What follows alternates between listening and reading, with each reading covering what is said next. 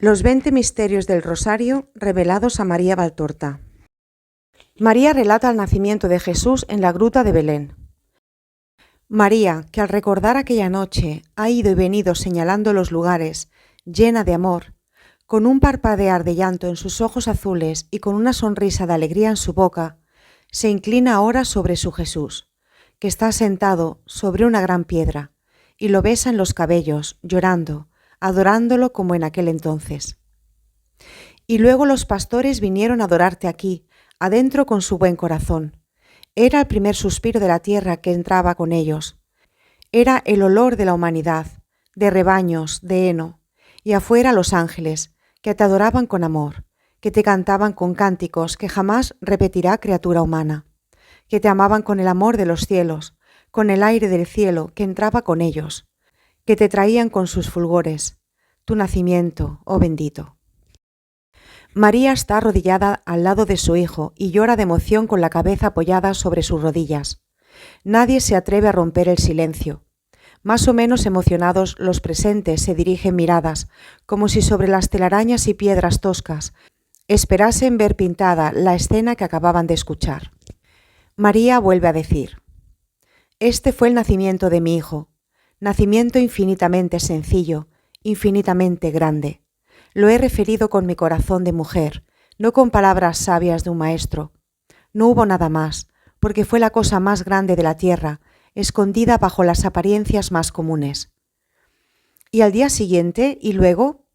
Preguntan varios, entre cuyas voces están las de las dos Marías. El día siguiente, oh, muy sencillo.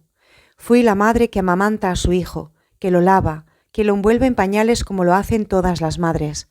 Calentaba el agua, que tomaba del río cercano, sobre el fuego encendido allá afuera, para que el humo no hiciese llorar a estos ojitos azules. En el rincón más separado, en una vieja jofaina, lavaba a mi hijo y le ponía pañales frescos. Iba al río a lavar estos y los ponía a secar al sol, y luego, alegría que no puede descifrarse, ponía a mi hijo sobre mi pecho y él bebía mi leche. Se ponía cada día más bonito y feliz. El primer día, en la hora de más calor, fui a sentarme allí afuera para verlo mamar. Aquí la luz no entra, se filtra, y luz y llama dan aspectos caprichosos a las cosas. Fui allá afuera al sol, y miré al Verbo encarnado. La madre conoció entonces a su hijo, y la sierva de Dios a su Señor. Y fui mujer y adoradora, después la casa de Ana. Los días que pasaste en la cuna, tus primeros pasos, tus primeras palabras, pero esto sucedió después, a su tiempo. Nada fue semejante a la hora en que naciste. Solo cuando regrese a Dios encontraré esa plenitud. Pero partir así cuando se acercaba, ¡qué imprudencia! ¿Por qué no esperaron? El decreto concedía un lapso largo de tiempo para casos excepcionales, como el nacimiento o enfermedad. Alfeo me lo dijo, dice María de Alfeo. ¿Esperar o no? Aquella tarde, cuando José llevó la noticia, tú y yo, hijo, saltamos de alegría. Era la llamada, porque aquí, solo aquí debías de nacer, como habían predicho los profetas. Y aquel decreto imprevisto fue como un cielo piadoso que borraba de José aún el recuerdo de su sospecha. Era lo que esperaba para ti, para él, para el mundo judío y para el mundo futuro, hasta la consumación de los siglos. Estaba dicho, y como tal así sucedió. Esperar. ¿Puede la novia poner obstáculos a su sueño de bodas? ¿Por qué esperar? Por todo lo que podía suceder, vuelve a decir María de Alfeo. No tenía ningún miedo, me apoyaba en Dios. ¿Pero sabías que todo sucedería así? Nadie me lo había dicho, y de hecho no pensaba en ello, tanto que para dar ánimos a José, permití que él y vosotros dudaseis de que el tiempo de su nacimiento no estaba cercano, pero yo sabía que para la fiesta de las luces habría nacido la luz del mundo. Tú más bien, mamá, ¿por qué no acompañaste a María? ¿Y por qué no pensó en ello mi padre?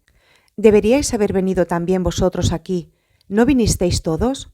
Pregunta con un tono de reproche Judas Tadeo. Tu padre había decidido venir después de las encenias, y lo dijo a su hermano, pero José no quiso esperar. Pero tú al menos, le objeta Tadeo. No le reproches, Judas. De común acuerdo encontramos que era justo poner un velo sobre el misterio de este nacimiento. ¿Sabía José qué sucedería con esas señales? Si tú no las sabías, ¿cómo podía saberlas él? No sabíamos nada, excepto de que él debía nacer. Entonces la sabiduría divina nos guió, como era justo. El nacimiento de Jesús, su presencia en el mundo, debía presentarse sin nada que fuese extraordinario, que pudiese incitar a Satanás. Vosotros veis que el rencor que existe todavía en Belén contra el Mesías es una consecuencia de su primera epifanía. La envidia diabólica se aprovechó de la revelación para derramar sangre, odio. ¿Estás contento, Simón de Jonás, que ni hablas y como que ni respiras? Muy contento, tanto que me parece estar fuera del mundo, en un lugar todavía más santo que si estuviese más allá que el velo del templo. Tanto que, ahora que te he visto en este lugar y con la luz de entonces, creo siempre haberte tratado con respeto, como a una mujer, una gran mujer.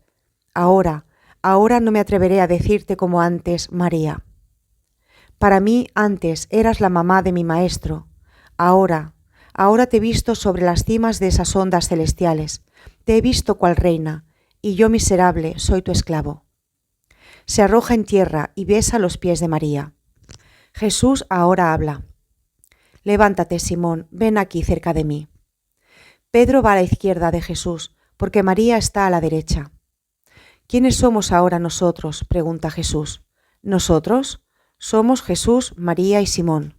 Muy bien, pero ¿cuántos somos? 3, maestro. Entonces, una Trinidad. Un día en el cielo, en la divina Trinidad, afloró un pensamiento. Ahora es tiempo de que el Verbo vaya a la tierra, y en un palpitar amoroso el Verbo vino a la tierra. Se separó por esto del Padre y del Espíritu Santo. Vino a trabajar a la tierra. En el cielo los dos se habían quedado, contemplando las obras del Verbo, permaneciendo más unidos que nunca, para fundir pensamiento y amor, para ayudar a la palabra que obra en la tierra. Llegará un día en que del cielo se oirá una orden. Es tiempo que regreses porque todo está cumplido. Y entonces el Verbo regresará a los cielos, así. Jesús da un paso atrás, dejando a María y a Pedro en donde estaban. Y de lo alto del cielo contemplará las obras de los dos que han quedado en la tierra, los cuales, por un movimiento santo, se unirán más que nunca para unir poder y amor y con ellos cumplir el deseo del Verbo, la redención del mundo a través de la perpetua enseñanza de su Iglesia. Y el Padre y el Hijo y el Espíritu Santo, con sus rayos de luz, entretejerán una cadena para estrechar siempre más a los dos que quedan sobre la tierra, a mi Madre, el amor, y a ti, el poder. Debes, sí, tratar a María como a reina, pero no como esclavo, ¿no te parece? Me parece todo lo que quieras. Estoy anonadado. ¿Yo el poder? Oh, si debo ser el poder, entonces no me queda más que apoyarme sobre ella. Oh, Madre de mi Señor, no me abandones jamás, jamás. No tengas miedo. Te tendré siempre así de la mano, como hacía con mi niño, hasta que fue capaz de caminar por sí solo. ¿Y luego? Luego te sostendré con mis plegarias. Ea, Simón, no dudes jamás del poder de Dios. No dude yo, ni tampoco José. Tampoco debes hacerlo. Dios ayuda hora tras hora, si permanecemos humildes y fieles.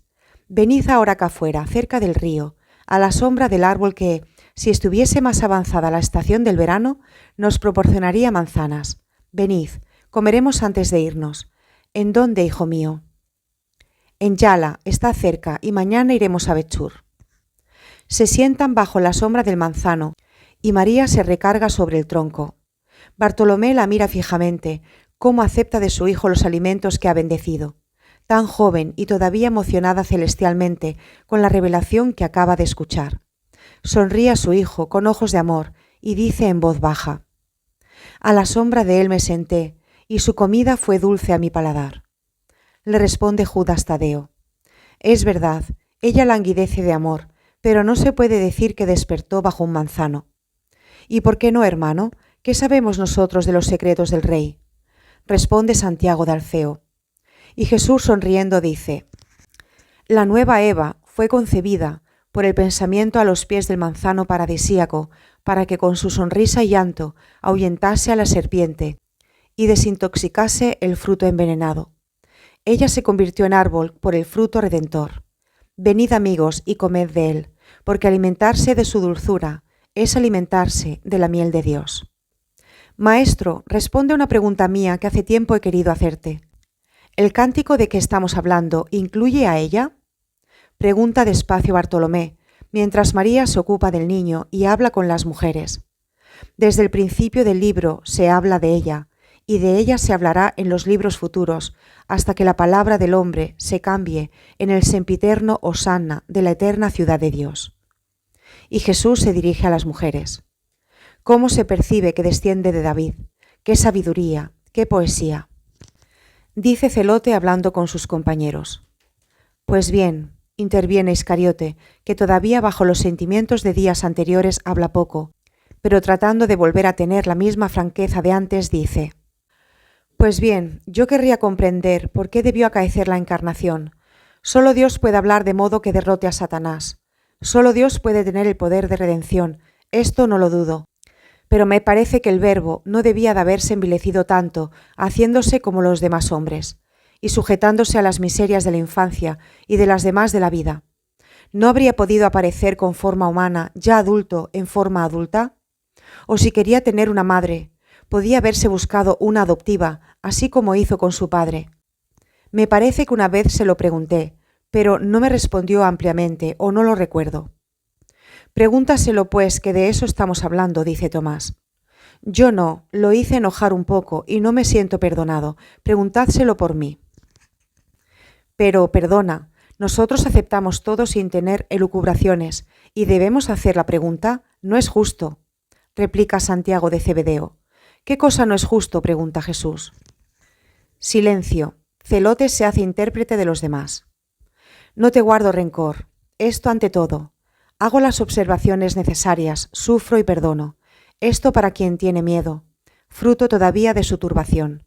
En cuanto a la encarnación real que llevé a cabo, escuchad. Es justo que así haya sido. En el futuro muchos caerán en errores sobre mi encarnación y me darán exactamente las formas erróneas que Judas querría que hubiese tomado.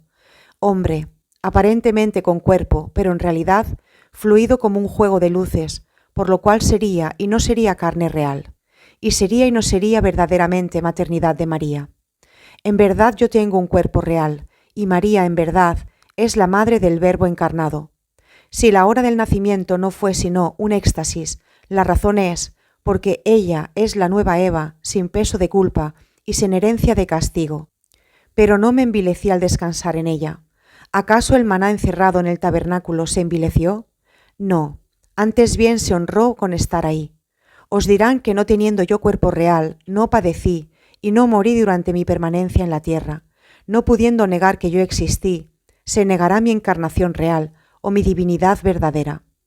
En verdad os digo que soy uno con el Padre ineterno y estoy unido a Dios como hombre, porque en verdad ha acontecido que el amor haya llegado a lo inimaginable en su perfección, revistiéndose de carne para salvar la carne.